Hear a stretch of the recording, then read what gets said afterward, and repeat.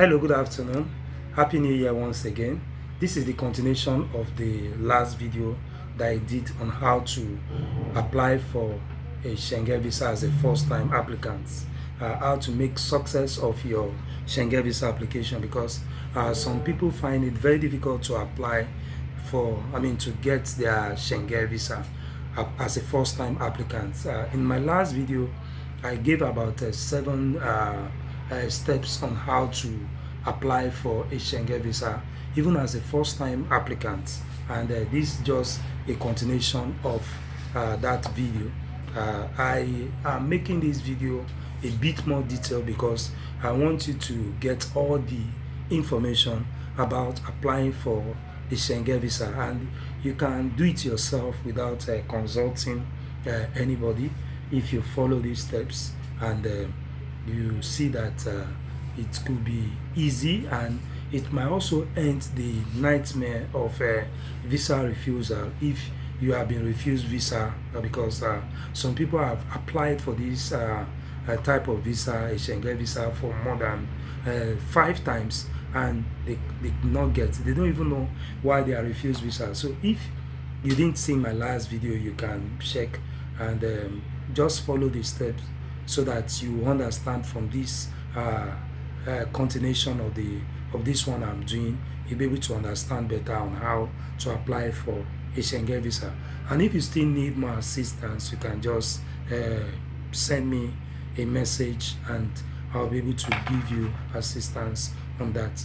So the first, this is number 8. I mentioned about 7 things you need to know, what you need to put in place, and this is the continuation. Number 8, when filling the Schengen visa application, you will see a space that they ask you how many entry are you applying for. So you have single entry, you have multiple entry. Please don't fill multiple entry. If you fill multiple entry, you are giving the impression to the embassy that you might not come back or you are gullible. Just say single entry, so the embassy will use their discretion or its discretion to determine which type of entry they will give you. Then another thing that is very important, and this is very, very rampant, especially for those people who are desperate to travel abroad, is using fake documents.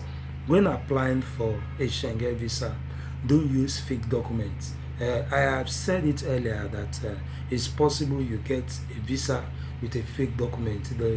You might get, maybe sometimes the embassy might not check, but maybe one day, if you have been used to this, you might apply for a visa as you have been doing, and maybe you are detected, you get caught, so they might ban you maybe for a number of years, or you might be banned for life for presenting fake documents, or you might be handed over to the appropriate authority. Please don't try to do this.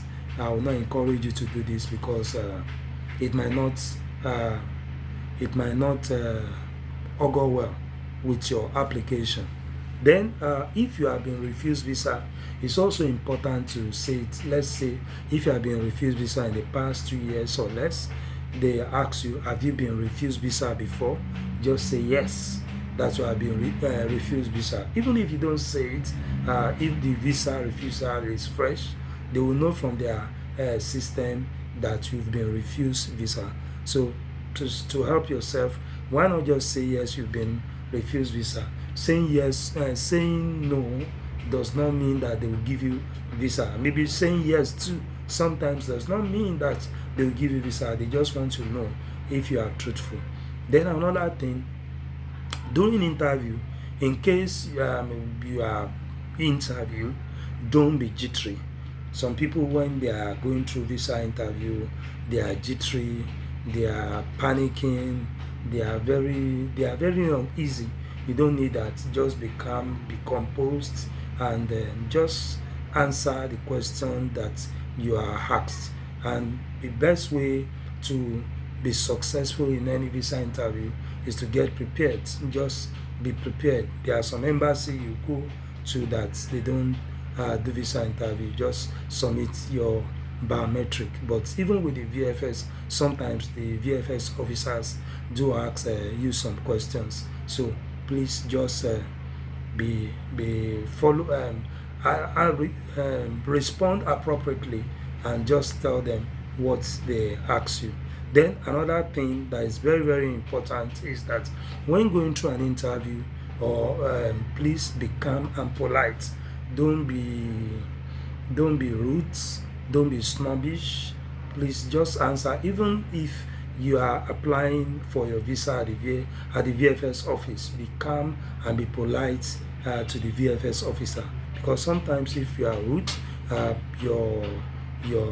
your expression or your attitude might affect your visa chance, because they might write a comment. And if you have seen the visa application form, you will see that there's a column that's on the left hand side, and that is where they write something about the application. So please be calm and polite, especially when you are meeting a VFS officer, or you are applying for visa at the embassy. Be calm and polite. Then another thing that is very very important is to arrange your documents in order. Make sure you arrange your documents in order.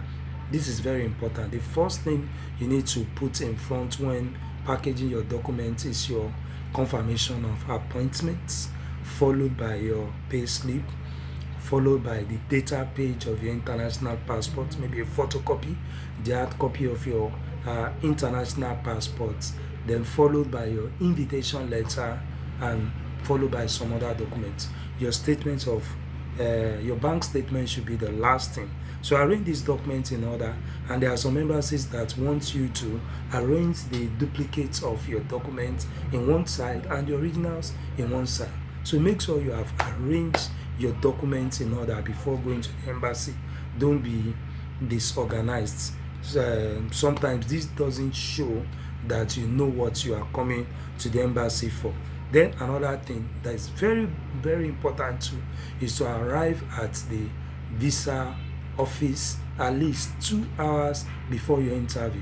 It's very good. It will help you. Maybe there are some time you need to put some things in order, or maybe one part of your document is not correct, or there are some documents that you need to put in place, or maybe when you just suddenly get to the embassy, there's an update you need to, and that time that you have arrived early will help you to get those things instead of running helter skelter.